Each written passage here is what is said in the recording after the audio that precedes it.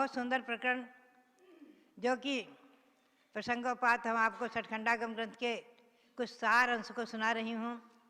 उसी से संदर्भित विषय सम्यक दर्शन की उत्पत्ति के कारण। धवला पुस्तक 6 में कुछ विशेष रूप से है और जिसे कि मैंने सन 1977-78 में विद्वानों के प्रशिक्षण शिविर के लिए प्रवचन निर्देश का पुस्तक लिखी थी, उसमें उसको संकलित किया था। उसी के आधार से मैं आपको कुछ संक्षेप में सुनाऊं। सम्यक दर्शन के उत्पत्ति के कारण। भव्यात्मा, यह नियम है कि 1 इंद्री, 2 इंद्री, 3 इंद्री, 4 इंद्री और असैनी पंचेंद्री, मन रहित पंचेंद्री, इन्हें सम्यक दर्शन प्राप्त करने की योग्यता नहीं है। और चारों गतियों में नारकी, देव, मनुष्य और पंचेंद्रिय तिर्यंत, इनमें सम्यक दर्शन प्राप्त करने की योग्यता है। उनमें से ही कुछ भव्य जीव जिनमें भव्यत्व है, ऐसे ही कुछ भव्य जीव सैनी, पंचेंद्रिय पर्याप्त,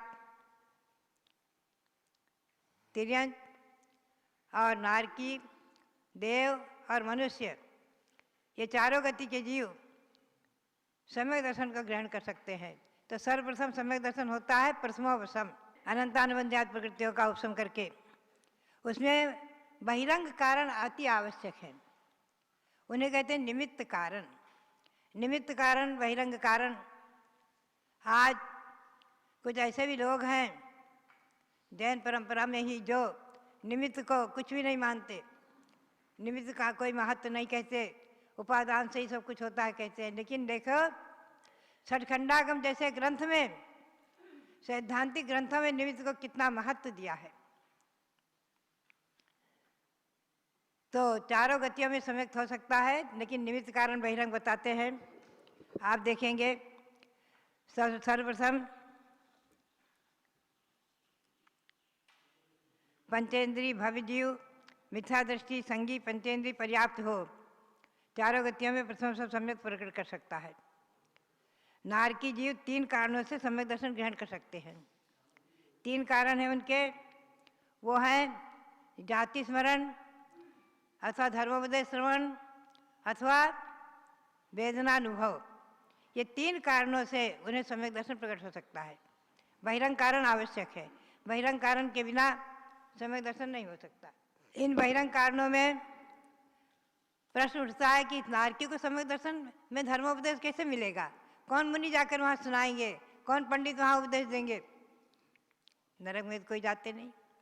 तो बताते हैं, देखिए, धर्मोपदेश 3 नरक तक, पहले, दूसरे, तीसरे नरक तक कोई न कोई देव जो कि किसी जीव के पूर्व होकर हितैषी रहे हैं, वो जाकर के सम्यक दर्शन ग्रहण करा सकते। मनुष्य नहीं जा सकते, ध्यान रखें। नरक में कोई देव अपनी विक्रिया शक्ति से तीसरे नरक तक जाकर के, पहले, दूसरे, तीसरे नरक तक जाकर के किन्हीं न किन्हीं नारकी को, अपने हितैषी को सम्यक दर्शन ग्रहण करा देते हैं। तो ये हुआ धर्मोपदेश श्रवण और जाति स्मरण अथवा वेदनानुभव। अधिक वेदना से घबरा करके कभी कभी सम्यक दर्शन ग्रहण कर लेते कि हे भगवान, इतनी वेदना यहाँ हो रही, इतना नरक की वेदना, मैंने सम्यक दर्शन नहीं प्राप्त किया तभी नरक में आया हूँ, नहीं तो क्यों आता आदि। सम्यक दर्शन होता तो पाप ही नहीं करता। ऐसा चिंतन करते हुए उन्हें जाति स्मरण हो जाता है आदि। नारकी जीवों के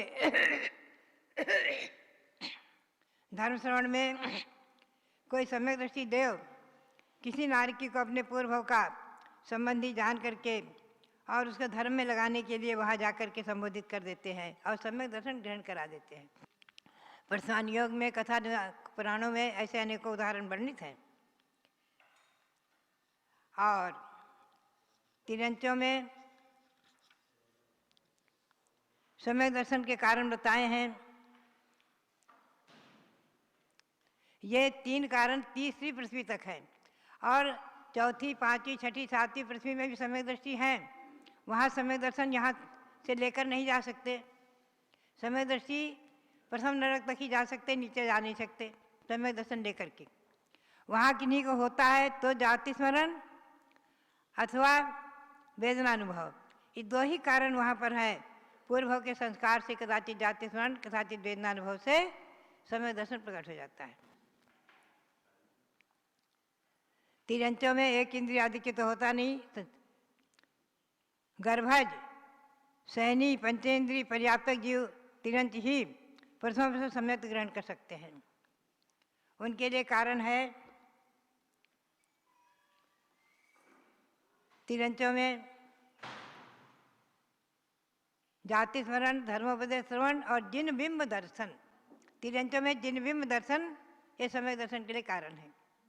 जिन बिंब दर्शन में मुनियों के दर्शन भी आ गए, मुनियों का दर्शन मिल गया। मुनियों के दर्शन से भी कितने ही तिर्यंच पंचेंद्रिय सम्यक दर्शन ग्रहण करते हुए देखे गए हैं। सिंहादिक जिनबिंब दर्शन तिर्यंचों के लिए कारण बताया है।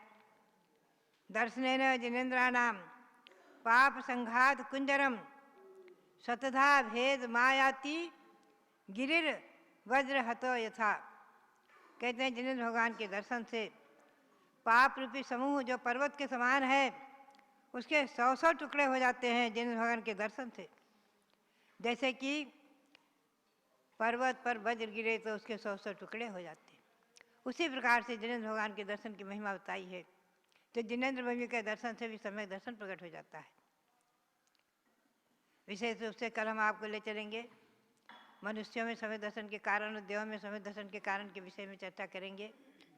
तो बात यही है, हम और आप सम्यक दृष्टि भगवान महावीर स्वामी भगवान जिनेन्द्र भगवान की वाणी पर विश्वास करके और उनके मार्ग का अनुसरण करते हुए, उनकी आज्ञा का पालन करते हुए आज प्रवृत्ति कर रहे हैं। यह हमारा और आपका मोक्ष मार्ग निराबाध मोक्ष को प्राप्त कराने में कारण बने।